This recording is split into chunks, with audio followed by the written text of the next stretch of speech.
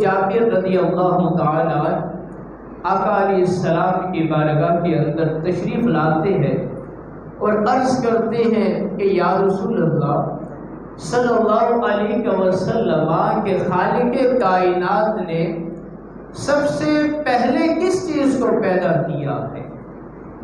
تو آقا علیہ السلام نے ارشاد فرمایا کہ اے جابر، رب کائنات نے سب سے پہلے اس کائنات کو تخلیق کرنے سے پہلے، اس کائنات کو سجانے سے پہلے تیرے نبی کے نور کو اپنے نور سے پیدا فرمایا ہے۔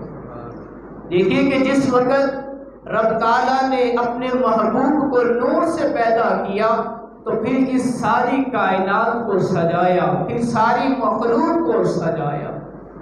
دیکھیے کہ حضرت جابر رضی اللہ تعالیٰ عنہ کا یہ عقیدہ تھا کہ آقا علیہ السلام اس چیز کو بھی جانتے ہیں کہ جو خالق کائنات نے سب سے پہلے پیدا فرمائی ہے۔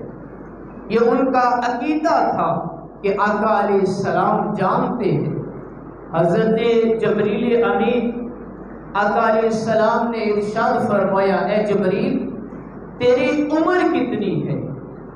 تو حضرت جبریل امین عرض کرتے ہیں، یا رسول اللہ صلی اللہ علیہ وسلم میں یہ نہیں جانتا کہ میری عمر کتنی ہے، مجھے معلوم نہیں ہے، لیکن میں ایک چیز جانتا ہوں کہ جس وقت رب کائنات نے مجھے پیدا کیا تھا تو میں نے جو رب کائنات کے جو حقیقی پردے تھے میں نے ان کے پیچھے ایک ستارہ چمکا ہوا دیکھا تھا۔ اس ستارے کو میں نے دیکھا، وہ چھپ گیا، وہ پھر 70,000 سال کے بعد وہ پھر طلوع ہوا، اور پھر میں نے اس کو دیکھا، وہ پھر 70,000 سال کے بعد پھر وہ نکلا۔ یا رسول اللہ وہ پھر چھپ گیا، یا رسول اللہ پھر اس کو میں نے دیکھا کہ وہ 70,000 سال کے بعد وہ پھر نکلا۔ تو یا رسول اللہ اسی ستارے کو میں نے 72,000 مرتبہ دیکھا ہے۔ تو آقا علیہ السلام نے فرمایا کہ اے جبریل، کیا تو جانتا ہے جس ستارے کو تو دیکھتا رہا ہے اتنے سال بیت گئے، کیا وہ جانتا ہے وہ ستارہ کون تھا؟ عرض کی، یا رسول اللہ میں تو نہیں جانتا۔ پھر آقا علیہ السلام نے فرمایا کہ مجھے رب کائنات کی قسم ہے وہ جو ستارہ تھا وہ میں ہی تھا۔ دیکھیں کہ وہ سرور کائنات کہ جس وقت یہ ساری جو کائنات ہے یہ تخلیق بھی نہیں ہوئی اور اس سے پہلے آقا علیہ السلام کے نور کی جو ذات مبارکہ تھی وہ موجود تھی۔ جس وقت حضرت آدم علیہ السلام کو رب کائنات نے پیدا کیا تو حضرت آدم علیہ السلام کی پیشانی کے اندر نور محمدی کو رکھ دیا۔ تو رب کائنات نے فرشتوں سے فرمایا، اے فرشتوں حضرت آدم کو سجدہ کرو۔ جس وقت سب فرشتوں نے حضرت آدم علیہ السلام کو سجدہ کیا، وہ حقیقت میں جو تعظیم تھی وہ نور محمدی کی تعظیم تھی۔ سب فرشتوں نے سجدہ کیا مگر ایک ایسا فرشتہ تھا کہ جس نے سجدہ نہ کیا، وہ ابلیس اور شیطان بن گیا کہ جس نے خالق کائنات کی اتنی عبادت کی، اتنی اس نے عبادت کی، لیکن اس نے ایک سجدے سے انکار کیا تو رب کائنات نے اس کو جنت سے نکال دیا۔ یارو ہم بھی دیکھیں کہ ہم کیا کرتے ہیں۔ ہمیں رب تعالیٰ نے 5 وقت اپنی بارگاہ کے اندر جھکنے کے لیے کہا ہے۔ آقا علیہ السلام معراج پہ گئے، 50 نمازوں کا تحفہ ملا، لیکن حضرت موسیٰ علیہ السلام نے یہ فرمایا تھا، یا رسول اللہ اس قوم کو میں جانتا ہوں یہ نماز نہیں پڑھے گی، اور کم کروا کے آئیں، یہاں تک کہ 5 نمازیں رہ گئی۔ پھر بھی حضرت موسیٰ علیہ السلام کیا عرض کرتے ہیں، یا رسول اللہ اس کو کم کروا کے آئیں۔ آقا علیہ السلام فرماتے ہیں کہ اب مجھے رب کائنات کی بارگاہ میں جاتے ہوئے شرم آتی ہے۔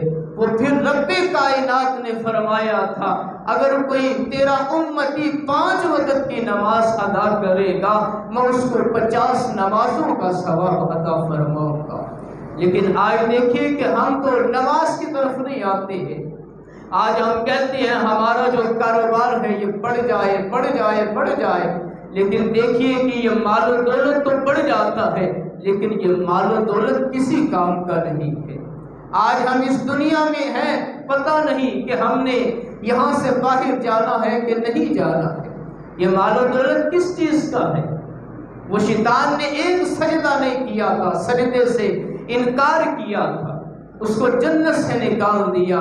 یارو ہم رب کائنات کی نافرمانی بھی کرتے ہیں لیکن وہ رب تعالیٰ کیا فرماتا ہے کہ میری بارگاہ کے اندر آؤ گے، سچے دل کے ساتھ توبہ کرو گے، میں تمہارے پچھلے گناہوں کو معاف فرما دوں گا۔ رب تو یہ فرماتا ہے کہ میری بارگاہ کے اندر آؤ گے، سچے دل کے ساتھ توبہ کرو گے، میں تمہارے پچھلے گناہوں کو معاف کر دوں گا۔ یہاں تک رب نے فرما دیا کہ جو تمہارے پچھلے گناہ ہوں گے میں ان کو نیکیوں کے اندر تبدیل بھی کر دوں گا۔ یارو تو وہ تو رب کائنات ہے، اپنے بندے سے اتنا پیار کرنے والا ہے۔ ہم کیا کرتے ہیں؟ دیکھیں کہ جس وقت اس نے سجدہ نہیں کیا لیکن جو دوسرے فرشتے تھے انہوں نے حضرت آدم علیہ السلام کی پیشانی کے اندر نور محمدی کو دیکھا تو انہوں نے سجدہ کر لیا، ان کو نور نظر آیا۔ اور اس سے یہ بھی معلوم ہوتا ہے کہ نور کو دیکھنے کے لیے آنکھ کے اندر نور ہونا ضروری ہے۔ اور اس نے فقط دیکھا تو اس کو مٹی نظر آئی، اس نے سجدہ کرنے سے انکار کر دیا۔ یارو دیکھیے کہ حضرت آدم علیہ السلام جس وقت اس دنیا میں آتے ہیں حضرت حوا بھی ساتھ ہے، زندگی کا معمول شروع ہو جاتا ہے کہ 2 جڑواں بچے پیدا ہوتے ہیں، لیکن سب سے آخر کے اندر فقط ایک بچہ پیدا ہوتا ہے۔ سب سے آخر کے اندر ایک بچہ پیدا ہوتا ہے، پہلے تو 2 بچے پیدا ہوتے ہیں لیکن سب سے آخر کے اندر فقط ایک بچہ پیدا ہوتا ہے۔ تو حضرت آدم علیہ السلام اس کا نام حضرت شیش علیہ السلام رکھ دیتے ہیں۔ اور وہی حضرت شیش علیہ السلام کہ ان کی پیشانی کے اندر نور محمدی جلوہ گر تھا، اور وہی حضرت شیش علیہ السلام حضرت آدم علیہ السلام کے جانشین مقرر ہوئے۔ اور رب کائنات نے حضرت شیش علیہ السلام کو نبوت عطا فرمائی۔ اور حضرت نوح علیہ السلام جس وقت اب پیدا ہوتے ہیں تو ان کی پیشانی کے اندر بھی نور محمدی جلوہ گر تھا۔ حضرت نوح علیہ السلام کی جو کشتی پار لگی ہے وہ فقط نور محمدی کی برکت ہے۔ اور حضرت ابراہیم علیہ السلام دیکھیے کہ حضرت ابراہیم علیہ السلام نمرود کی تپتی ہوئی آگ، ایسی آگ اگر کوئی چیز اوپر سے گزرتی، کوئی پرندہ اوپر سے گزرتا وہ جل کے راکھ ہو جاتا، لیکن حضرت ابراہیم علیہ السلام جس وقت تقریباً 40 دن ان لوگوں نے آگ کو جلایا لیکن سب چیزیں راکھ ہو جاتی، لیکن جس وقت آگ بجھ گئی تو حضرت ابراہیم علیہ السلام کو دیکھا کہ آپ اس طرح آ رہے تھے کہ جس طرح بندہ پھولوں کے اوپر چل کے آ رہا ہوتا ہے۔ یارو وہ حضرت ابراہیم علیہ السلام ان کو آگ سے بچایا گیا تو وہ نور محمدی کی برکت تھی۔ اور حضرت اسماعیل علیہ السلام آپ کی گردن پہ چھری رکھی گئی، تیزی کے ساتھ چلائی گئی لیکن وہ بچ گئے، تو وجہ کیا تھی کہ ان کی پیشانی کے اندر نور محمدی جلوہ گر تھا۔ کہ یارو وہ آقا علیہ السلام کہ اس دنیا سے آنے سے پہلے بھی آقا علیہ السلام کا ظہور تھا، آقا علیہ السلام کا نور موجود تھا۔ اور آج کے جو والد محترم تھے وہ بہت بڑے متقی تھے، پرہیزگار تھے، وہ ان کا نام حضرت عبداللہ، آپ کے نام پر 100 اونٹ کو قربان کیا گیا، فدیہ دیا گیا 100 اونٹوں کا۔ اب جس گلی سے، جس محلے سے گزرتے تھے، لوگ یاد کرتے تھے کہ یہ وہی شخص ہے کہ جس کے لیے اس کے باپ نے 100 اونٹ دیے ہیں رب کی بارگاہ کے اندر، تو اس کو بچا لیا ہے، یہ وہ بندہ ہے۔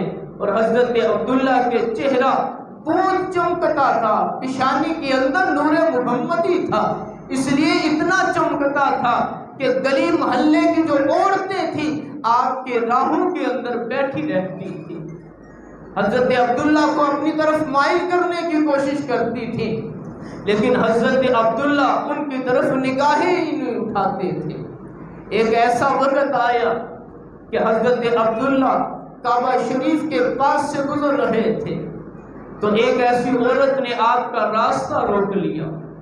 اس عورت نے آپ کے ساتھ میٹھی میٹھی باتیں کرنی شروع کی، یہاں تک کہ اس نے یہ کہا، اے عبداللہ، جو تیرے باپ نے 100 اونٹ دے کر تیری جان بچائی ہے، وہ میں 100 اونٹ دینے کے لیے تیار ہوں، تو میری خواہش کو پورا کر دے۔ لیکن حضرت عبداللہ نے وہاں سے انکار کر دیا۔ یارو، وہ دور تھا کہ جس کے اندر بے حیائی بھی عام تھی، جس کے اندر زناکاری بھی عام تھی، لیکن پھر بھی آپ متقی تھے، پرہیزگار تھے، اور جس وقت گھر جاتے ہیں تو حضرت آمنہ کے ساتھ صحبت کرتے ہیں، اور بہت دن گزر جاتے ہیں تو پھر اسی عورت کے پاس سے گزرتے ہیں کہ جس نے یہ کہا تھا کہ میں 100 اونٹ کا جو فدیہ ہے وہ میں دینے کے لیے تیار ہوں۔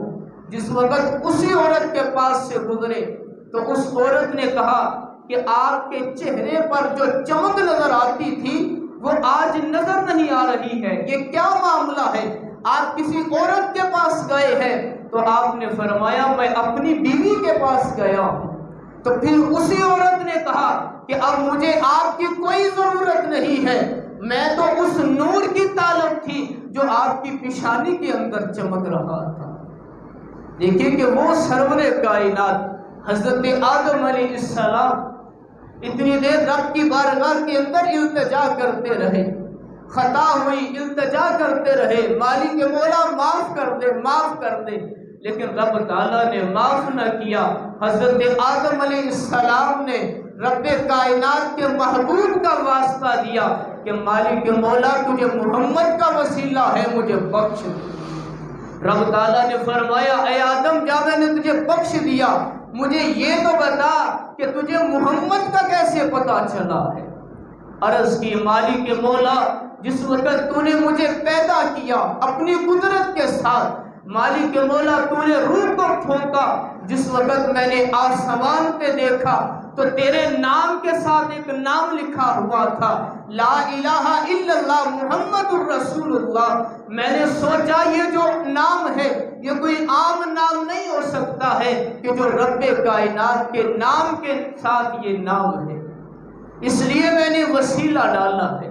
حضرت شیش علیہ السلام اپنے بابا حضرت آدم علیہ السلام سے پوچھتے ہیں کہ بابا، مجھے یہ بتائیے کہ آپ کی شان افضل ہے یا کہ آخری نبی کی شان افضل ہے؟ ایک مرتبہ سوال کیا، دوسری مرتبہ سوال کیا، تیسری مرتبہ سوال کیا، تو حضرت آدم علیہ السلام فرماتے ہیں کہ اے بیٹے، رب کائنات نے تو یہاں تک فرما دیا ہے، لولا محمد لما خلقتک، اگر میں نے محمد کو پیدا نہ کرنا ہوتا اے آدم، میں تجھے بھی پیدا نہ کرتا۔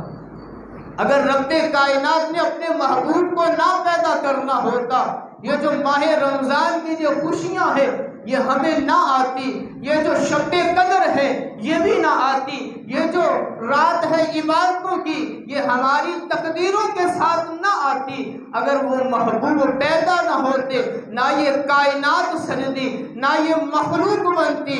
یہاں تک کہ ہم تو یہی کہتے، ہم تو کسی بت کی پوجا کر رہے ہوتے، لیکن وہ خالق کائنات کا شکر ہے کہ اس نے ہمیں اپنا پیارا محبوب عطا کیا ہے، اور یہ رب کائنات کا شکر ہے کہ رب کائنات نے ہمیں مسلمان بنایا ہے۔ یہ رب کائنات کا بڑا احسان ہے کہ رب تعالیٰ نے ہمیں مسلمان بنایا ہے۔